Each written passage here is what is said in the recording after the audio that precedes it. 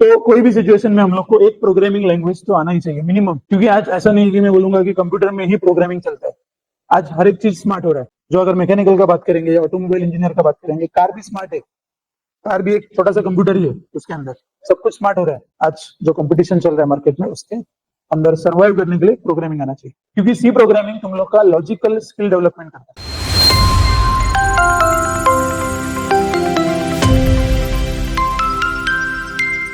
तो तुम लोग ने कंप्यूटर ब्रांच या कंप्यूटर रिलेटेड जो भी एआईएमएल वगैरह ब्रांच लेने का प्लान किया है, तो कोई भी सिचुएशन में हम लोग को एक प्रोग्रामिंग लैंग्वेज तो आना ही चाहिए मिनिमम। मैं बोल रहा हूँ एकदम खराब कंडीशन में मैं एआईडीएस ब्रांच ले रहा हूँ, कुछ भी प्रोग्रामिंग नहीं होगा ऐसा नहीं है।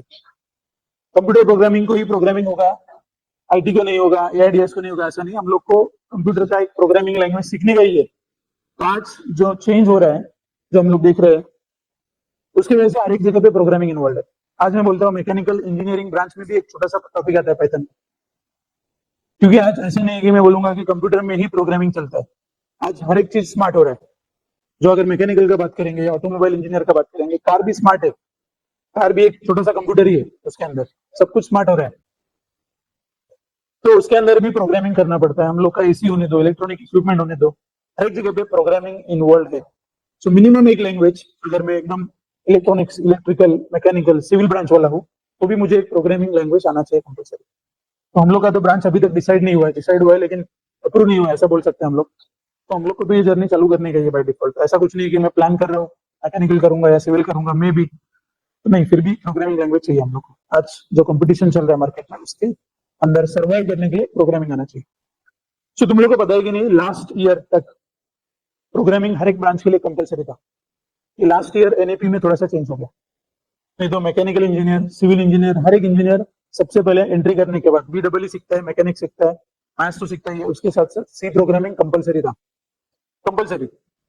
अब ये एनईपी में लास्ट ईयर चेंज हो गया। उसके वजह से उन्होंने बोल दिया कि चलो ठीक है, मैकेनिकल वाला सीखेगा प्रोग्रामिंग, लेकिन बाद में उसको इनिशियली थोड़ा सा प्रॉब्लम हो रहा है प्रोग्रामिंग सीखने के लिए, क्योंकि उसका ब्रांच, उसका माइंडसेट प्रोग्रामिंग के लिए नहीं है इनिशियली। तो उसको फोर्थ सेमेस्टर में पाइथन डाल दिया है, ऐसा नहीं कि निकाल दिया, बट स्टार्टिंग में जो इंट्रोड्यूस किया था वो निकाल दिया। क्यों? उसका रीजन था सी प्रोग्रामिंग रखा था वो लोग ने, क्योंकि सी प्रोग्रामिंग तुम लोग का लॉजिकल स्किल डेवलपमेंट करता है। सिखाऊंगा कि प्रोग्राम कैसे लिखने का है, दैट इज स्टेज 1, एपिसोड 1 हो गया, समझ लो तुम लोग। लेकिन स्टेज 2 में जाके ना प्रोग्रामिंग तो वही रहेगा, लेकिन उसके अंदर तुम लोग को खुद का लॉजिक बनाने का है कि एक काम, एक प्रोग्राम मैंने लिखा है, जो काम कर रहा है आउटपुट लेके आ रहा है, बराबर एकदम सेम आउटपुट लेके आ रहा है तुम लोग का भी प्रोग्राम, लेकिन लिखने का स्टाइल, कंडीशंस अलग अलग है। मेरा रन होने के लिए में भी 4 सेकंड लगा रहा है, तुम लोग का 1 सेकंड में आंसर आ रहा है, ऐसा भी हो सकता है।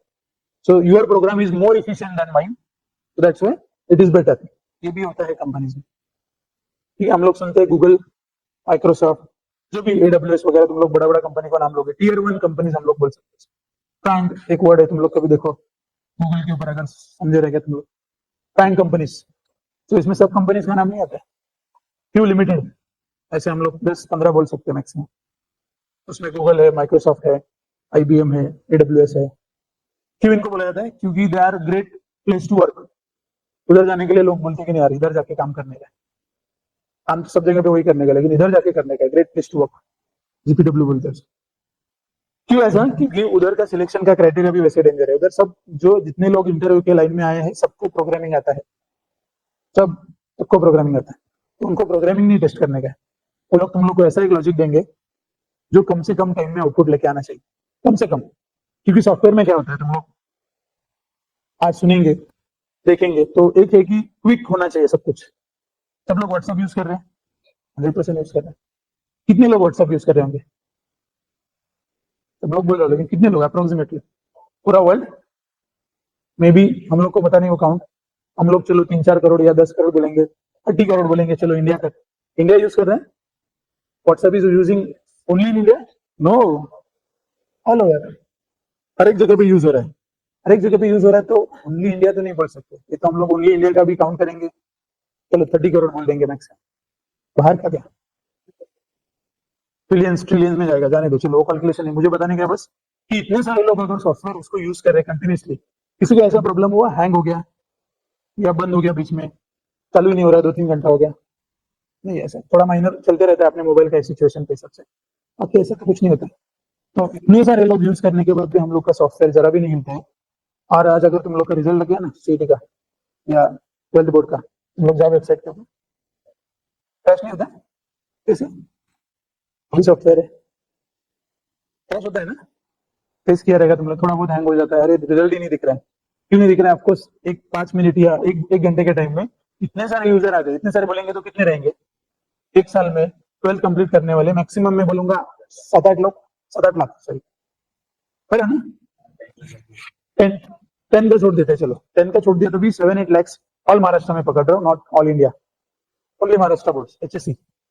7-8 लोग अगर एक टाइम पे आ रहे हो उधर, आर्ट्स कॉमर्स साइंस पकड़ के बोल रहा, तो भी वो वेबसाइट हैंग हो रहा है। क्यों?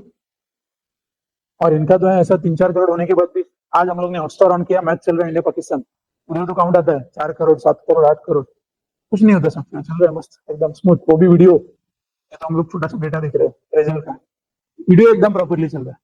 वीडियो तो कितना हैवी साइज होता है, हाँ हाँ 4K में चल रहा है वो भी, ऐसा नहीं कि ब्लर दिख रहा है, ब्लर बॉल का कलर नहीं दिखाई दे रहा है, प्लेयर का फेस नहीं दिखाई दे रहा है। कैसे ये तुम लोग सोचते नहीं कभी? अरे कैसे होता है, हम लोग का वेबसाइट हैंग हो जाता है, इनका भी वीडियो भी एकदम फास्ट ट्रैक पे चल रहा है नहीं? So that is called as quality. Software का क्वालिटी ऐसे हाथ लगा के चेक करेंगे नहीं पता चलेगा, that is called as quality, कि इनका सॉफ्टवेयर चल रहा है बराबर और हम लोग का बेचारा 7-8 लाख क्या उससे कम ही लोग ज्वाइन हो रहे हैं एक टाइम पे, तो भी वो फेल हो रहा है, हैंग हो रहा है। क्योंकि वो बनाने के लिए जो क्वालिटी ऑफ सॉफ्टवेयर डेवलपर्स है ना, वो उनके पास है। एंड वो लोग ये कर सकते हैं कि ओनली आउटपुट नहीं निकालेंगे, वो लोग आउटपुट निकालेंगे विथ वेरी मिनिमम टाइम। इसके लिए तुम लोग का एक डेटा अंदर जा रहा है, रोल नंबर या तुम लोग का जो भी है एनरोलमेंट नंबर, फिर तुम लोग का रिजल्ट बाहर आ रहा है, वो एकदम नैनो सेकंड में हो रहा है। उसकी वजह से दूसरा यूजर अंदर इजीली जा सकता है। और हम लोग का वेबसाइट में क्या हो रहा है, यूजर रोल नंबर डालता है, एंटर करता है, फिर जाने के लिए 5-6 सेकंड या उसके ज्यादा लगते हैं, फिर अंदर जाएगा, सर्च करेगा, डेटा लेके आएगा, उसके लिए 4-5 सेकंड, 10 सेकंड बहुत हो गया कंप्यूटर के लिए। कंप्यूटर तो फ्रैक्शन ऑफ सेकंड में काम करता है, फास्ट।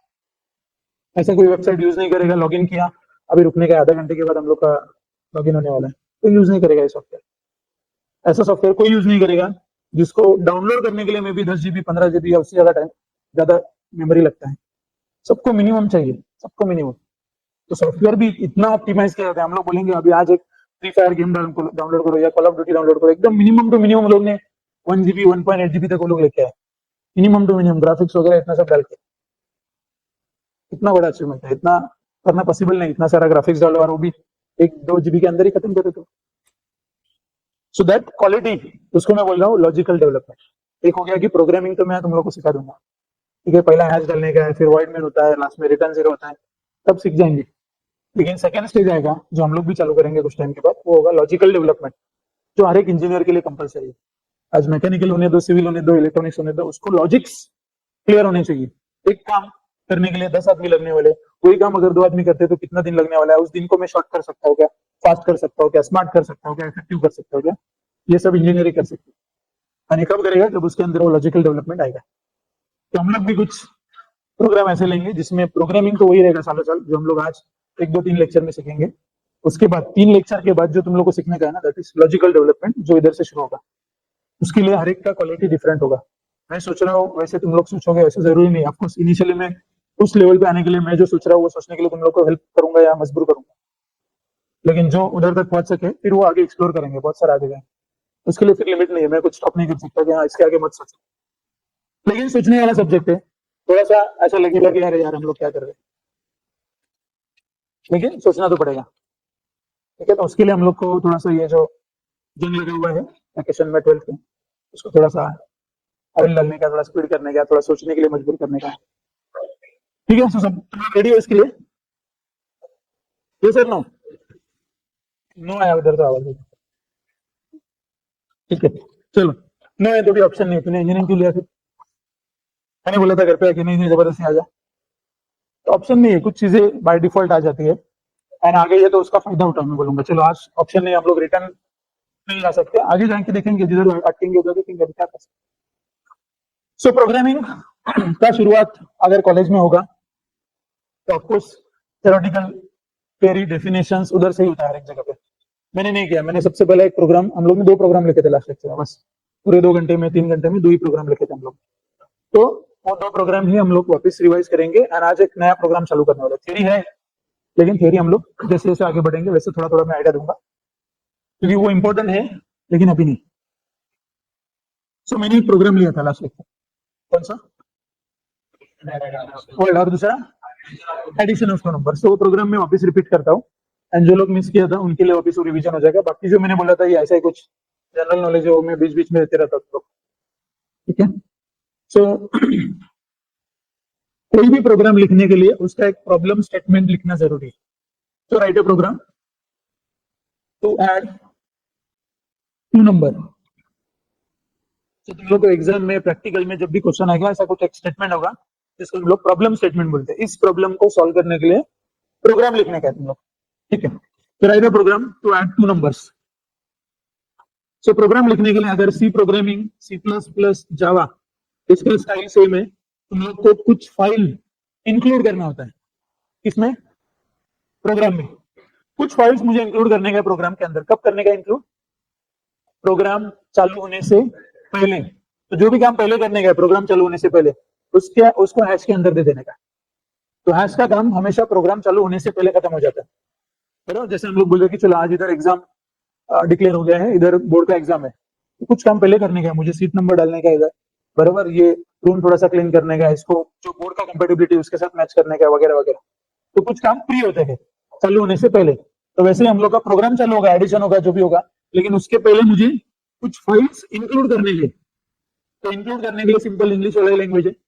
इंक्लूड करने का फाइल का नाम तुम लोग को ब्रैकेट के अंदर देने का है, और फाइल का नाम है stdio.h। हर एक प्रोग्रामिंग में ऐसा फाइल होगा, हर एक प्रोग्रामिंग। जावा आएगा तभी भी हम लोग करेंगे। सी प्लस प्लस शायद तुम लोग ने 12th में किसी ने CSIT देखा रहेगा, तो उधर भी फाइल होता था, ठीक है। फाइल का नाम चेंज होता रहेगा बस। तो ये है standard input output dot header file. Header file means इसके अंदर बहुत सारा कोड पहले से लिखा हुआ है, हम लोग नहीं लिखेंगे। So header file is something which is already written. We will just use it. फिर प्रोग्राम लिखने का किधर है, तो प्रोग्राम लिखने के लिए ना तुम लोग को मेन लिखने का है। Main open close bracket. इस कर्ली ब्रैकेट के अंदर तुम लोग को जितना लाइन ऑफ कोड लिखने का है वो लिखो, वो सब रन हो जाएगा। इसके बाहर जो लिखेंगे वो रन नहीं होगा, ठीक है। उसको हम लोग लेवल 2 में देखेंगे कैसे रन करने का, लेकिन इसके बाहर भी कोड आने वाला है। जैसे आगे बढ़ेंगे हम लोग लिखेंगे, करेंगे। अभी बस इतना ही सोचने का। तो मेन के अंदर तुम लोग का कितना भी डेंजर प्रोग्राम है, कितना भी डेंजरस ये स्टेटमेंट है, करने का तो यही है हम लोग। Hash include int main. क्यों मेन, क्योंकि मेन के अंदर जो भी लिखता है वो पहले कंपाइलर रन करता है, वो पहले कंपाइलर रन करता है, बाद में नहीं करेगा। तो इसको पहले लिखने का हम लोग, ठीक है। अभी हर एक प्रोग्रामिंग का है ना स्टाइल एक रेसिपी जैसा है। तो रेसिपी बोलेंगे तो उसमें सीक्वेंस फॉलो करना है कि पहले आप ये डाल दो, दूसरा आप ये करो, तीसरा आप ये करो, चौथा आप ये करो। तो ये जो स्टेटमेंट है ना 5 स्टेटमेंट में देने वाला हूँ, 5 स्टेटमेंट हम लोग को याद रखने का है। तो कोई भी प्रोग्राम आता है हम लोग को ये 5 स्टेटमेंट लिखने का ही है, बराबर। सो 5 स्टेटमेंट में पूछूंगा इस प्रोग्राम को रफ करने के बाद। पहला, कोई भी प्रोग्राम चालू होगा ना उसको रन करने के लिए नहीं, लेकिन उसको डेटा स्टोर करने के लिए मेमोरी लगने वाला है। वो मेमोरी हम लोग को सबसे पहले क्रिएट करने का, डेटा स्टोर करने के लिए लगने वाला मेमोरी। तो मेमोरी बनाने का स्टाइल प्रोग्रामिंग में ऐसा है। कौन से टाइप का डेटा आने वाला है, मैं बोलता हूँ इंटीजर। इंटीजर बोलेंगे तो ऐसे नंबर्स जिसमें पॉइंट नहीं होते, 10, 50, 12, 55, 66, उसके अंदर पॉइंट नहीं है, तो उसको हम लोग इंटीजर बोलते हैं। लेकिन प्रोग्रामिंग में हमेशा सब शॉर्ट में लिखा जाता है, 3 कैरेक्टर मैक्स, इंट, बस। इंटीजर पूरा लिखने का जरूरत नहीं, इंट। फिर मेमोरी बनने वाला है, तो मेमोरी को नाम देना पड़ेगा। कोई भी जगह हम लोग क्रिएट कर रहे हैं उसके अंदर डेटा जाने वाला है, तो उसको एक नाम देना कंपलसरी है। तो मैं नाम देता हूँ N1, ठीक है। N1 ही देना चाहिए, ऐसा कुछ नहीं। तुम लोग A लिखो, B लिखो, X, Y, Z, कुछ भी छोटा से छोटा नाम होना चाहिए। सो N1 और एक मेमोरी क्रिएट करने का, फिर इंट लिखने का जरूरत नहीं है। अभी तुम लोग कॉमा देखिए, कितना भी मेमोरी क्रिएट कर सकते हो, बस सबका टाइप क्या होगा, इंटीजर। सो N1, N2 और एक मेमोरी लगेगा आंसर। क्योंकि जब भी मैं एडिशन करूंगा तो क्वेश्चन में तो 2 नंबर्स आएंगे, लेट्स से 5, 7, लेकिन उसका आंसर आएगा, उसको भी स्टोर करने के लिए मेमोरी बनाने का तुम लोग एडवांस में। तो मैंने पहले मेमोरी का नाम N1 दे दिया, दूसरे को N2, तीसरे का आंसर। मेमोरी बनाया है लेकिन डेटा आया नहीं है। डेटा कब आएगा, डेटा कब आएगा, नहीं, जब मैसेज देंगे। पहले मुझे उसको इंग्लिश में एक मैसेज देने का है, प्लीज एंटर फर्स्ट नंबर या 2 नंबर या 3 नंबर जो भी है हम लोग को बोलना पड़ेगा उसको, क्योंकि तुम लोग विदाउट मैसेज कोई भी प्रोग्रामिंग लैंग्वेज आगे नहीं बढ़ता है। सो मैसेज देना कंपलसरी, कैसे भी दे दो मैसेज, रिक्वेस्ट में दे दो, प्लीज बोलो नहीं बोलो, लेकिन देने का कंपलसरी उसको, क्योंकि एटीएम में भी जाएंगे हम लोग, मैसेज देखने के बाद भी हम लोग उसके बाद आगे बढ़ते हैं कि हाँ बाबा एंटर करने का पिन, एंटर करने का amount. So message is compulsory. So message देने का, और मैसेज जनरली मॉनिटर के ऊपर जाता है, मॉनिटर के ऊपर कुछ भी चीज भेजने का हम लोग को। तो सी प्रोग्रामिंग में कमांड है प्रिंटफ। प्रिंटफ में लिखने का स्टाइल है ब्रैकेट डालो, डबल कोट के अंदर तुम लोग जो मैसेज दोगे वो मॉनिटर के पास पहुंच जाएगा एज इट इज। ठीक है, तो मैं बोलता हूं एंटर फर्स्ट नंबर, प्लीज नहीं बोलने का मुझे, चलेगा, हम लोग जो लिखेंगे वो मैसेज में जाएगा। सो एंटर फर्स्ट नंबर, लाइन खत्म हो गया, सेमीकोलन, मैंने लाइन खत्म किया, सेमीकोलन, मैसेज दिया एंटर फर्स्ट नंबर। तो डेटा मुझे रिसीव करने का है, क्योंकि ये मैसेज देखने के बाद यूजर नंबर एंटर करेगा, उसको कैच करने के लिए, एक्सेप्ट करने के लिए मुझे तीसरा एक्सेप्ट या इनपुट वाला कमांड लिखने का है। सो डिस्प्ले करने के लिए प्रिंट है, एक्सेप्ट करने के लिए स्कैन है। स्कैन का भी स्टाइल सेम है, लेकिन स्कैन को हम लोग दो पार्ट में डिवाइड करते हैं। डबल कोट के अंदर एक टेम्पररी मेमोरी बनाओ एंड डबल कोट के बाहर कॉमा के बाद एक परमानेंट मेमोरी बनाओ। इसका मीनिंग क्या है, डेटा जब भी कीबोर्ड से आएगा वो डायरेक्ट हार्ड डिस्क में स्टोर नहीं होगा, वो टेम्पररी मेमोरी लोकेशन पे रुकेगा, रुकना ही है उसका कंप्यूटर के स्टाइल के साथ, तो मुझे वो मेमोरी उसको देना पड़ेगा। सो टेम्पररी मेमोरी बनाने के लिए लिखना होता है परसेंट, एक इंटीजर नंबर आने वाला है, एक इंटीजर विदाउट पॉइंट वाला, तो हम लोग लिखेंगे डी, क्योंकि स्टाइल ऐसा है, इंटीजर अगर आने वाला है परसेंट डी लिखेंगे हम लोग, पॉइंट वाला नंबर आने वाला है तो परसेंट एफ लिखेंगे हम लोग, कैरेक्टर अगर आने वाले एबीसीडी, मेरा नाम किसका नाम आने वाला है तो परसेंट सी लिखेंगे। इससे हम लोग को टेम्पररी मेमोरी को पता चलता है कि कौन से टाइप का मेमोरी बनाने का है। ये असेंबली वाला कोड है, कंप्यूटर को समझ में आता है, डी बोलेगा तो इंटीजर। सो ये हो गया टेम्पररी। उसके बाद ये डेटा किधर जाना चाहिए उसका नाम लिखो, तो जाना चाहिए N1 के पास, सो मैं लिखूंगा N1 का नाम, ये मेरा परमानेंट मेमोरी है, लेकिन N1 के नाम के साथ साथ उसका एड्रेस भी देना होता है, तो हमेशा हम लोग क्या करेंगे, उसके आगे एम्परसेंड कीवर्ड डालेंगे। एम्परसेंड क्या करता है, हार्ड डिस्क में से N1 किधर स्टोर है उसका मेमोरी लोकेशन ढूंढ के निकालता है, एड्रेस, मेमोरी एड्रेस। और ये तुम लोग प्रैक्टिकली ट्राई करो कभी, इधर लिखने का प्रिंट और प्रिंट को बोलने का एड्रेस N1, वो क्या प्रिंट करता है देखो, वो क्या प्रिंट करेगा पता है, हेक्साडेसिमल मेमोरी एड्रेस। तो जनरली हम लोग बोलते हैं हैकिंग होता है कंप्यूटर में, कैसे होता है, उसको पता है कि ये डेटा किधर स्टोर है, उसको पता है कि पासवर्ड तुम लोग के जाने के लिए अंदर वो पासवर्ड किधर स्टोर है, उसको पता है वो एड्रेस वगैरह सब। कंप्यूटर जनरली कौन यूज करता है, विंडोज वाले यूज करते हैं, विंडोज ऑपरेटिंग सिस्टम, तो विंडोज पासवर्ड किधर स्टोर करता है, क्या करता है, ये सब हैकर्स पता करके रखते हैं, सो दैट उसी एड्रेस के ऊपर अटैक करेंगे, पासवर्ड देखेंगे एंड कंप्यूटर के अंदर चले जाएंगे फिर। तो वो सब एनहांस हो गया वो अलग बात है, लेकिन बोलने का क्या है कि हर एक मेमोरी का एक एड्रेस होता है, हम लोग जो भी करो मेमोरी में होता है, मेमोरी को एड्रेस होता है, बस हम लोग को समझने के लिए हम लोग बोलते हैं सी ड्राइव, न्यू फोल्डर, लेकिन कंप्यूटर ऐसा नहीं बोलेगा, कंप्यूटर के पास डायरेक्ट एक 16 डिजिट कोड होता है, ऐसा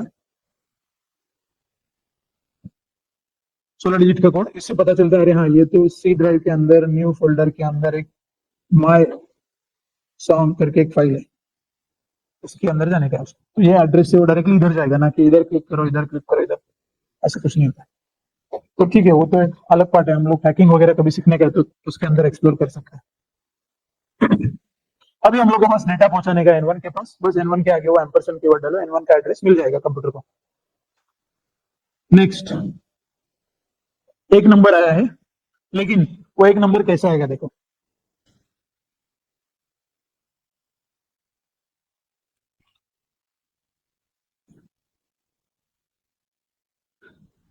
समझो ये मेरा मॉनिटर है, ठीक है, आउटपुट, सबसे पहले कंप्यूटर स्टार्ट होगा ना, तो पहले 3 मेमोरी बनाएगा, तो मैं N1 नाम से एक मेमोरी बना रहा,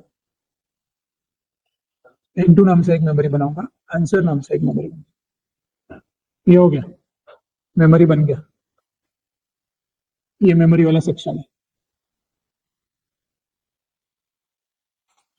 फिर दूसरा लाइन आएगा प्रिंट है, print means enter first number को हम लोग को आउटपुट के पास लेके जाने का, तो जब भी ये मैसेज आएगा एंटर फर्स्ट नंबर ऐसा मॉनिटर के ऊपर दिखाई देगा, और कर्सर है ना इधर ब्लिंक करेगा, कर्सर बताइए तुम लोग को, राइट, सो ब्लिंक करते रहेगा, उसका मीनिंग क्या है, मैं कुछ भी टाइप करूंगा तो किधर का टाइप होगा, ओ के बाजू में, है ना। सो मुझे अगर वो मैसेज, वो नंबर वो ओ के बाजू में नहीं प्रिंट करने का, वो नेक्स्ट लाइन के ऊपर लेके आने का ऐसा। सो तुम लोग को इधर एक सिंपल स्लैश, स्लैश का मीनिंग है, स्लैश का मीनिंग है ये वाला लाइन, इसके आगे आने वाला लाइन प्रिंट नहीं करने का हम लोग। तो ये जो एन लिखेंगे ना, एन का मीनिंग है न्यू लाइन। तो स्लैश एन मीन्स ओ के बाद तुम लोग का कर्सर इधर आके रुकेगा। तो ये तुम लोग का चॉइस है, मैं बोलता हूँ एन डालने का ही है, डालने का डालो, नहीं डालने का मत डालो। एडवांटेज इतना ही है, स्लैश एन डालेंगे उसके आगे कुछ भी प्रिंट नहीं होगा, इधर जाएगा वो न्यू लाइन के ऊपर स्लैश एन। चलो हो गया ये। अब ये सेम सेकंड नंबर के लिए करते हैं, प्रिंटर इंटर सेकंड नंबर। तुम लोग बोलोगे दोनों नंबर एक साथ नहीं आ सकते क्या? तो आ सकते हैं। जैसे हम लोग प्रोग्राम का लेवल आगे आगे जाएंगे, मैं तुम लोग को एक एक चीजें ऐड करते रहूंगा। परसेंट डी, बोलो आगे क्या लिखने का है? Ampersand into second number, second memory में जाएगा इनटू। चलो ये भी हो गया। तो हम लोग का एक्सेप्ट तक का जर्नी हो गया। बोलो आगे अभी फोर्थ लाइन। अभी देखो, पहला 1 2 3 स्टेप होने के बाद हमेशा कोई भी प्रोग्राम हम लोग करेंगे उसमें तुम लोग को क्या करने का है? कुछ ना कुछ काम करने का है, नहीं तो आउटपुट कैसे होगा? मुझे रिजल्ट डिस्प्ले करने का है, या फिर मुझे क्या करने का है, मैट्रिक्स का कैलकुलेशन करने का है, या मुझे एडिशन करने का है। तो वो काम हम लोग एक्चुअल में कभी करेंगे स्टेप 4। तो उसको मैं जनरली प्रोसेस बोलता हूँ, या कैलकुलेशन बोल सकते हो तुम लोग। तो इधर नंबर किसके पास है? एक मेमोरी में। कौन सा मेमोरी में? N1 में। तो पहले N1 का नाम लिखो, उसको प्लस करने का है एडिशन N2 के साथ।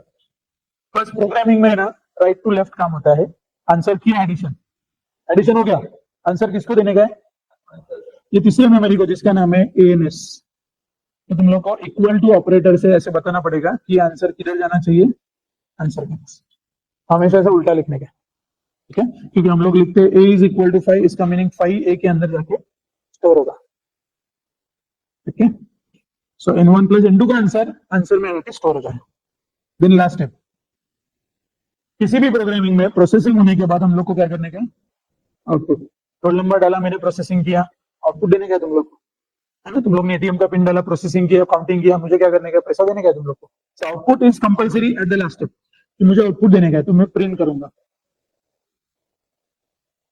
सो प्रिंटर में मैं बोल रहा हूँ कि आंसर मुझे दिखाने का है, तो जो भी आंसर रहेगा वो मुझे इधर डिस्प्ले करने का। तो अभी कैसे करेंगे देखो। पहले तो हम लोग क्या करते हैं, इसको रन करते हैं, ठीक है। पहले नंबर मेमोरी क्रिएट हो गया, एंटर फर्स्ट नंबर मैसेज आया, मैंने एंटर किया 5, ठीक है। जो भी नंबर तुम लोगों ने एंटर किया पहले टेम्पररी मेमोरी में गया, उसके बाद वो किधर गया? N1 के पास। तो N1 के पास में नंबर इधर से जाके N1 में स्टोर हो गया। फिर मैसेज आया एंटर सेकेंड नंबर, ठीक है। फिर स्लैशन था, इसलिए नेक्स्ट नंबर इधर आएगा। तुम लोग ने एंटर किया समझो 7, 7 पहले टेम्पररी मेमोरी में आया और इधर से वो चला गया N2 के एड्रेस के ऊपर, 7 इधर चला गया। फिर जैसे N1 बोलेंगे, N1 के अंदर 5 स्टोर है, N2 बोलेंगे, N2 के अंदर 7, 5 प्लस 7 आंसर आया 12। 12 किधर गया? आंसर के पास। तो ये 12 आंसर के पास चला गया इधर। अभी आंसर है, लेकिन जब तक डिस्प्ले नहीं करेंगे इसको कुछ दिखाई नहीं देने वाला है ना। तो उसको मुझे दिखाना पड़ेगा कि अरे 12 आंसर है। तो मैं इधर दिखाने के लिए ना पहले कुछ आंसर या ऐसे स्टेटमेंट लिखता हूँ, एडिशन इक्वल टू। उससे क्या होगा? ये सेम टू सेम स्टेटमेंट है ना, इधर प्रिंट हो जाएगा, एडिशन इक्वल टू। अब इक्वल टू के बाद क्या आना चाहिए? जो भी आंसर है। तो आंसर आने के लिए भी तुम लोग को इधर एक टेम्पररी मेमोरी बनाने का है ऐसा। तो क्या करेगा कंप्यूटर, क्या करेगा प्रोग्राम, क्या करेगा? एक ब्लैंक बॉक्स छोड़ देगा, उसके अंदर क्या आने वाला है? जो उस आंसर के पास है, उस एएनएस के पास है। तुम लोग बस कॉमा देके उसका नाम लिखो, उधर क्या आने वाला है? जो एएनएस के पास है। तो एएनएस के पास 12 होगा तो 12 आएगा, 100 होगा तो 100 आएगा, क्योंकि ये नंबर चेंज होने वाले हैं, है ना। 5 7 डालेंगे तो 12 आएगा, 15 17 डालेंगे तो कुछ अलग आएगा। तो ये नंबर तो चेंज होता रहेगा। हम लोग नंबर नहीं लिखेंगे, वो आंसर किधर जाने वाला है उसका नाम लिखेंगे। और लास्ट, कोई भी प्रोग्राम खत्म होगा तो हम लोग रिटर्न 0 लिखेंगे। वो क्या करता है? एक वैल्यू रिटर्न लेके जाता है, जो कंप्यूटर को बताता है कि program has been completed successfully. तो ये सबसे लास्ट होगा। तुम लोग का कितना भी बड़ा प्रोग्राम होने दो, सब खत्म हो गया तुम लोग का, उसके बाद तुम लोग ऐड करोगे लास्ट में रिटर्न 0, जस्ट फॉर इंडिकेशन, इसको कंपाइलर को।